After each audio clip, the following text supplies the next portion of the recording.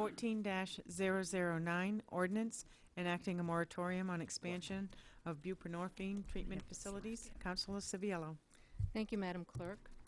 This ordinance will impose a moratorium on new facilities providing Suboxone or other buprenorphine treatment and on expansion of buprenorphine treatment programs in existing facilities for a period of 180 days. What it does is allow the necessary time for the City Council to review the city's current land use regulations in regard to chemical dependency treatment facilities and, if appropriate, regulate, not prohibit, the provision of buprenorphine treatment in the city. Hello, good evening. Brent Miller, Discovery House Bangor, Program Director. I would say that I raised some points to the Government Operations Committee, and one of it was that for 12 years this treatment has been going on primarily out of doctors' offices, and there has been no issues that I'm aware of. So again, I'm wondering why this came.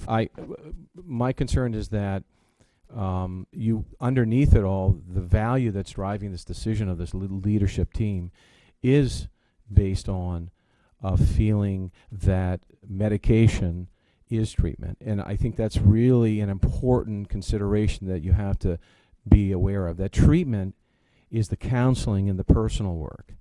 And what I'm concerned is that this august body is continuing to base decisions on the premise that that is not accurate. So that's why I'm talking about treatment per se. Councilor Gallant. I think I can alleviate some of where you're going with this. What we're asking and what we're saying is that Suboxone treatment right now is multifaceted. You have treatment through the actual drug. You also have follow-up counseling that the doctors are required to have. That's why we don't have many of them, because a lot of them don't want to have that extra step. What we're concerned about is not Suboxone treatment as it's outlaid right now. Drug, treatment, and that. What we're concerned about is someone coming in, a treatment facility coming in, and only dispensing, not providing the real treatment of not only dispensing the drug, but the follow-up counseling, the follow-up program to make sure that they're successful. And how do we manage that and make sure it's treatment that the patients are getting, not just a drug? Well, I appreciate that concern. I share that. I believe that treatment has to have all of the necessary aspects that deal with the addiction. So, but just so you know, doctors' offices are not required to provide counseling. I'm not sure where you got that, but many doctors' offices do not provide any counseling. And in fact, I would suggest to you that the problem that Suboxone has is that the structure that you're talking about, diversion control, is not currently in place with doctors' offices. What, for example, Discovery House is doing is we do the things that doctors' offices can't afford to do or don't have the time to do.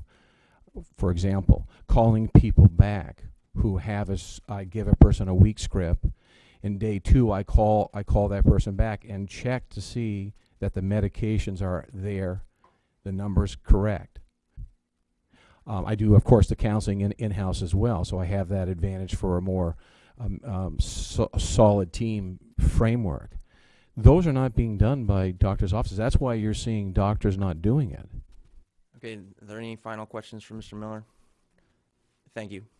Councilor Baldacci first. The council, in terms of this moratorium, is seeking to basically assert some level of involvement of the community as a whole. I think it's been told to us, and I understand, that facilities like this are going to be the ones that are taking over. And I think our effort is to be part of that discussion. The Discovery House, to be honest with you, has a model that other entities should follow, because I think, as Mr. Miller has indicated, they do provide follow-up, they do provide counseling, but not all facilities are going to do that.